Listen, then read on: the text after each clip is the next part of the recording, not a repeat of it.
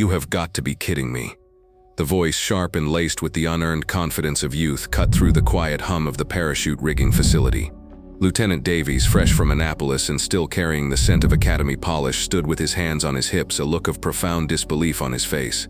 He gestured vaguely at a neatly packed parachute, then looked directly at the man who had packed it. "I said I want a 2-inch margin on the log stitch, not a 2 1/4. Are you even listening to the morning briefs, or are you just here to collect a paycheck?" Glenn Patterson, who had been on this earth for 73 years, 60 of which had been in service to his country in one form or another, slowly finished his sip of black coffee from a thermos that had seen better decades. He placed it down with a quiet thud. He didn't look at the lieutenant. His gaze was fixed on the vast expanse of nylon and cordage spread across his packing table, a life-saving puzzle he'd solved thousands of times. His hands, gnarled with age but still possessing a surgeon's steadiness, rested on the table. He remained silent, a rock in the stream of the young officers' tirade. The other riggers, a mix of civilian contractors and junior enlisted sailors, pretended to be busy, the sudden tension in the room as thick as the coastal humidity. Davies took the silence as defiance. "I'm talking to you, old man. This is a SEAL team. We demand perfection. A 1/4 inch could be the difference between a clean insertion and a catastrophic failure. Do you understand the stakes here?" His voice rose, each word a small shove, an attempt to provoke a reaction from the quiet figure before him.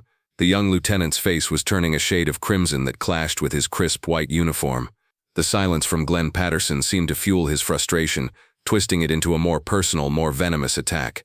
He stepped closer, invading Glenn's personal space, his voice dropping to a conspiratorial, demeaning tone that was somehow louder than his previous shouting. "Look at you, you're ancient. How did you even get this contract? Did you wander in off the street? This isn't a retirement home. This is the bleeding edge of naval special warfare. The men who use this equipment are warriors, the best of the best. They deserve to have their gear packed by professionals who can still see straight, not by some relic who should be in a rocking chair." A few of the younger sailors shuffled their feet uncomfortably. They knew the lieutenant was out of line, but he was still an officer, and they were at the bottom of the long, unforgiving chain of command. The older contractors, men who had known Glenn for years, exchanged dark looks, their hands tightening on their rigging tools. They'd seen this before. New officers, full of theoretical knowledge from the academy but with zero practical experience, would often mistake Glenn's quiet demeanor for incompetence. They saw an old man, slow and methodical, and failed to see the lifetime of experience that guided his every move. Davies wasn't finished. He picked up Glenn's logbook, flipping through the pages with a dismissive flick of his thumb. Each entry was a model of precision, written in a neat block script that hadn't changed in 50 years. "I'm going to be reviewing all your recent packs," Davies announced to the room, as if he were a detective who had just cracked a major case. "Every single one. Starting now. If I find so much as a single thread out of place, I'll have your contract terminated and your access to this base revoked, permanently." He tossed the logbook back onto the table, where it slid across the polished surface and knocked over Glenn's old thermos. Hot, black coffee pooled across the table, creeping towards the pristine orange parachute canopy. Before the liquid could touch the fabric, Glenn's hand shot out with a speed that defied his age. He snatched the thermos, his movements economical and precise. Not a single drop touched the chute. He calmly took a rag from his pocket and began wiping up the spill, his expression unreadable. This infuriating calm was the final straw for Lieutenant Davies. He was losing control of the situation, and he knew it. He was trying to assert his authority, but the old man's placid refusal to be baited was making him look foolish. He needed to escalate, to find a weakness, to prove he was in charge. His eyes scanned Glenn, looking for any flaw to latch onto, and then he saw it, a faded patch of ink, barely visible above the collar of Glenn's work shirt. "What is that?" Davies sneered, pointing a finger at Glenn's neck. "Some kind of jailhouse tattoo. You get that on a drunken liberty call back in the Stone Age?" He laughed, a short, ugly bark. "Let me guess, an anchor? A pin-up girl? Something to remember a cheap port and a bad decision?" The lieutenant leaned in closer, a cruel smirk spreading across his face as he tried to get a better look. That tattoo. Glenn hadn't consciously thought about it in years, but the officer's venomous words brought the memory of the needle crashing back. It wasn't a needle in a sterile modern parlor. It was a makeshift rig, a guitar string attached to a small motor, powered by a stolen battery. The ink was a mixture of pen ink and ash, sterilized with a splash of cheap whiskey. He wasn't in a port. He was in the cramped, suffocating confines of a submarine's torpedo room, deep beneath the cold black waters of the North Atlantic. The man holding the needle was his brother, not by blood but by a bond forged in chaos and shared risk. They were just boys then, part of a new experimental unit, about to be launched from the torpedo tubes on a mission that had never been attempted. They all got the same tattoo that night, a small cryptic symbol on their necks, a trident.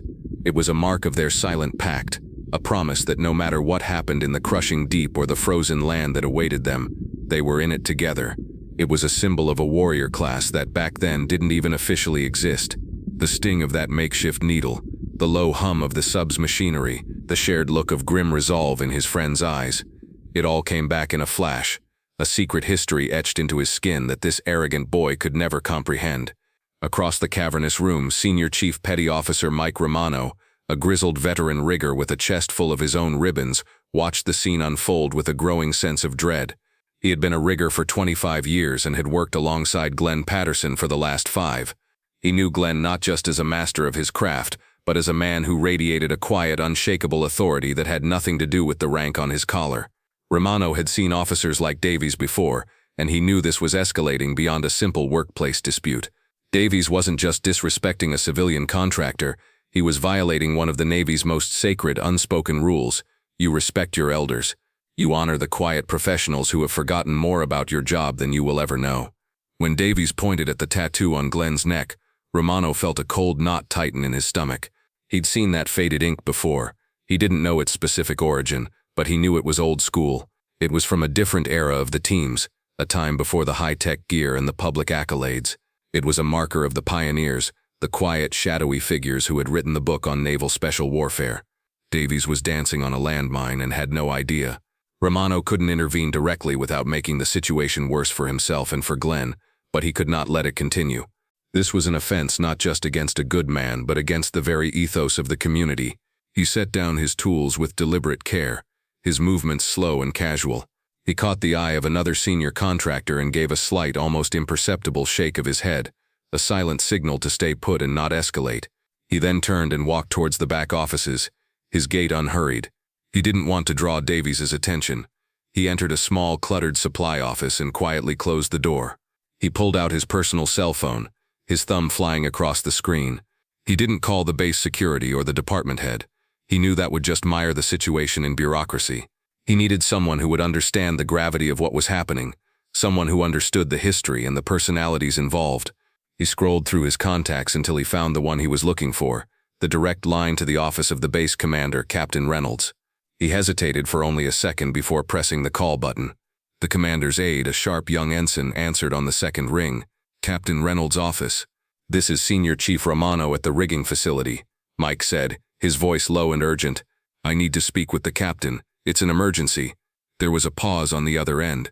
The captain is in a secure brief, Senior Chief. Can I take a message? With all due respect, Ensign, this can't wait for a message. Tell him it concerns a civilian rigger named Glenn Patterson. Romano paused, choosing his next words carefully. Tell him one of the new lieutenants is publicly berating Mr. Patterson on the packing floor. Tell him the lieutenant just made an issue of the old trident tattoo on Mr. Patterson's neck. The ensign on the other end of the line was silent for a moment. Romano could hear the faint sound of keyboard clicks. Then the ensign's voice returned, the professional calm replaced by a new note of alarm. Stand by, Senior Chief. Inside the soundproof conference room, Captain James Reynolds was in the middle of a top-secret satellite briefing on fleet movements in the South China Sea. He was a man accustomed to immense pressure, a leader who had commanded men in the harshest environments on the planet. His focus was absolute. That focus was shattered when his aide slipped into the room and placed a note in front of him, a breach of protocol that was almost unheard of. Reynolds glanced down, his eyes scanning the brief handwritten message. Urgent, Mansesh Dar Romano, at rigging facility. Lt. Davies confronting civilian Glenn Patterson, made issue of neck tattoo. The captain's blood ran cold. The other officers in the room watched in confusion as the color drained from their commander's face. He stared at the note for a full 10 seconds, the name Glenn Patterson seeming to leap off the page. He pushed his chair back abruptly, the legs scraping against the polished floor. Gentlemen, this briefing is over, he announced, his voice a low growl that promised imminent and severe consequences for someone. I have a situation to attend to. He was on his feet and moving towards the door before his subordinates could even process the dismissal. He burst out of the conference room, his aide nearly having to run to keep up. Get my vehicle to the front entrance. "Now," Reynolds barked, "and get Master Chief Thorne. Tell him to meet me there a minute ago." The captain didn't wait for a reply. He was already striding down the hallway, his mind racing. Glenn Patterson. Of all the people on his base, he was perhaps the one man who deserved nothing but the utmost respect. The one man whose quiet presence was a living link to the very origins of the Brotherhood. Reynolds now led, and some wet behind-the-ears lieutenant was harassing him. On his watch. It was unthinkable. It was a sacrilege. Back on the rigging floor, Lieutenant Davies was basking in what he perceived as his victory. Glenn's continued silence and the nervous energy of the onlookers had convinced him that he had successfully asserted his dominance. He felt powerful, in control. To cement his authority, he decided it was time for the final humiliating blow. He pulled out his official notepad, clicking his pen with an obnoxious flourish. "All right, that's it. I'm writing you up, Patterson," he declared, his voice full of mock authority. Insubordination, failure to follow protocol, and frankly a demonstrated inability to perform your duties to the standards required by naval special warfare. He looked up from his pad, a smug grin on his face. "I'm recommending your immediate termination and a full review of your security clearance. I'm not even sure how you got it in the first place." He took a step towards Glenn and reached out, intending to snatch the contractor ID clipped to Glenn's shirt. "Give me your badge. You are officially relieved of your duties. I will personally escort you to the gate." This was the ultimate overreach. A junior officer attempting to fire and physically remove a senior civilian employee, a gross abuse of his limited authority. The first sound was a distant siren, a faint wail that grew steadily louder, closer. Then came the screech of tires on pavement, a sound that did not belong in the quiet, orderly world of the naval base. The wide bay doors of the rigging facility were thrown open, and a black command vehicle skidded to a halt just outside, its lights flashing. It was followed by 2 security trucks, which boxed in the entrance. The entire facility froze. Conversation stopped. Work ceased. Everyone turned to stare as the doors of the command vehicle flew open. Out stepped Captain Reynolds, his face a mask of cold fury. He was followed by the highest-ranking enlisted man on the entire base, Fleet Master Chief Thorne, a man whose steely gaze could make colonels tremble. They moved with a purpose that scattered sailors out of their path. Their eyes scanned the room, ignoring everyone until they locked onto the scene at Glenn Patterson's workstation. They saw the young lieutenant, his hand still outstretched towards the old man's chest, a look of utter confusion on his face. They saw Glenn, standing as still and as solid as an ancient oak tree, his expression unbothered. The spectacle of the sudden high-level arrival was stunning, a full-force display of command authority that the facility had never witnessed. Captain Reynolds strode across the polished concrete floor, his boots echoing in the now deafening silence.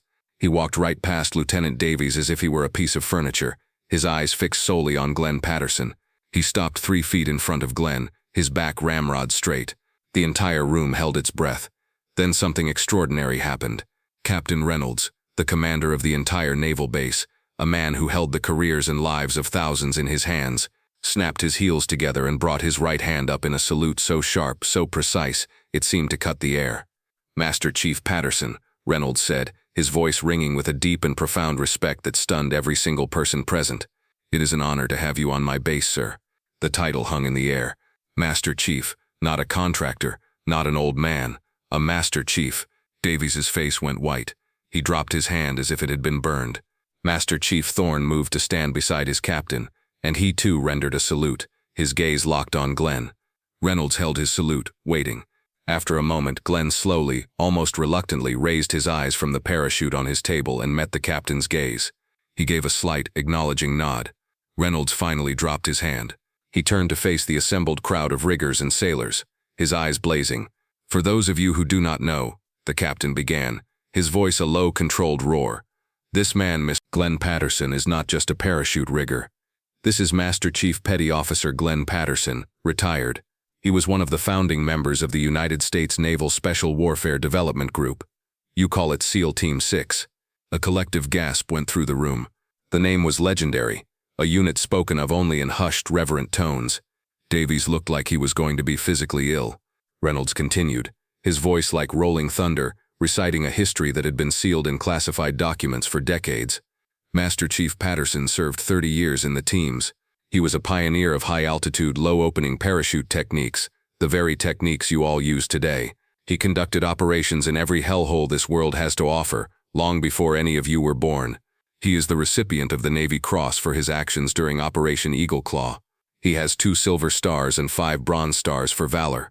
The tattoo on his neck that was so casually mocked today is a plank owner's trident, a mark given only to the original members of DevGRU, a band of brothers who defined what it means to be a Tier 1 operator. He doesn't work here for the money. He works here because he made a promise to the men he lost that he would spend his life making sure that every single parachute that goes out that door is perfect. He has dedicated his life to protecting the men who follow in his footsteps. Reynolds paused, letting the weight of his words settle. He turned his head slowly, his gaze falling upon the trembling Lieutenant Davies. "This man," he said, his voice dropping to a deadly whisper, "is a living legend, and he is to be afforded the respect that he has earned 1,000 times over."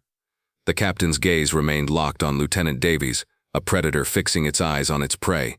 The young officer was visibly shaking, his face pale and slick with a cold sweat. "Lieutenant," Captain Reynolds began, his voice deceptively calm, "you are an officer in the United States Navy.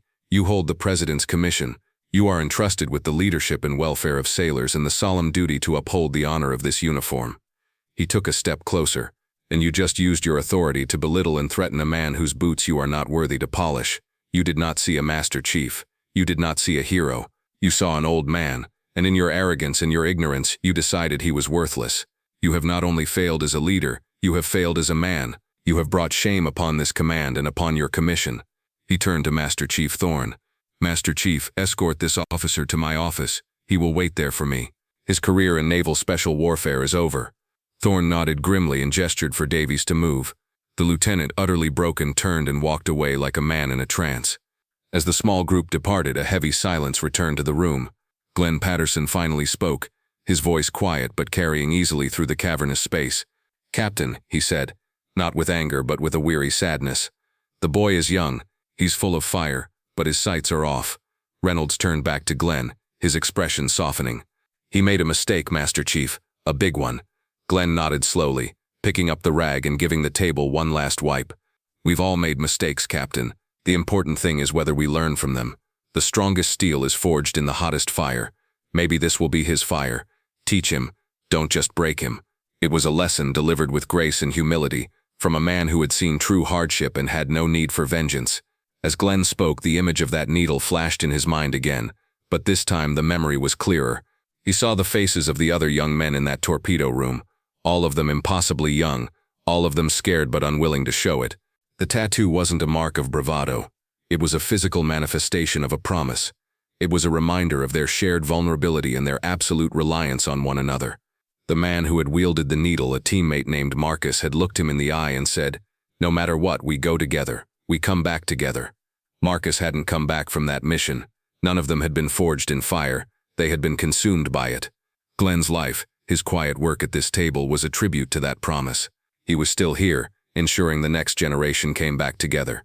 The fallout for Lieutenant Davies was swift and decisive. He was formally reassigned to a dreary desk job at a remote logistics command in the Aleutian Islands, a place known as a career graveyard. A letter of reprimand was permanently placed in his file, ensuring he would never be promoted again. But Captain Reynolds took Glenn's words to heart.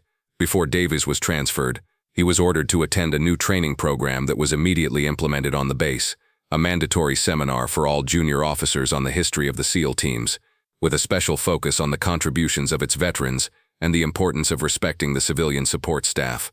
Weeks later, Glenn was at a small off-base coffee shop, reading a newspaper. The bell above the door jingled, and in walked a subdued-looking Davies, now dressed in civilian clothes. He saw Glenn, hesitated for a moment, then walked over to his table. "Sir," he began, his voice quiet and stripped of all its former arrogance. I wanted to apologize for my behavior. There's no excuse for it. I was wrong." Glenn slowly folded his newspaper and looked up at the young man. He saw not an arrogant officer but a chastened one, a man who had perhaps begun his journey through the fire. "Have a seat, son," Glenn said, gesturing to the empty chair. Davies sat down, and for the next hour Glenn Patterson, the quiet hero, talked to him. He didn't talk about war or secret missions. He talked about service, about humility, and about the quiet dignity of a life spent in dedication to others. Stories like Glenn's are a powerful reminder that heroes are all around us, often hidden in plain sight. The quiet professional, the unassuming elder, the person you might overlook, may have a history you could never imagine. To ensure we continue to bring you these stories of valor and honor, the legacies of men like Master Chief Patterson, please take a moment to like this video, subscribe to Veteran Valor, and share this story with someone who needs to hear it.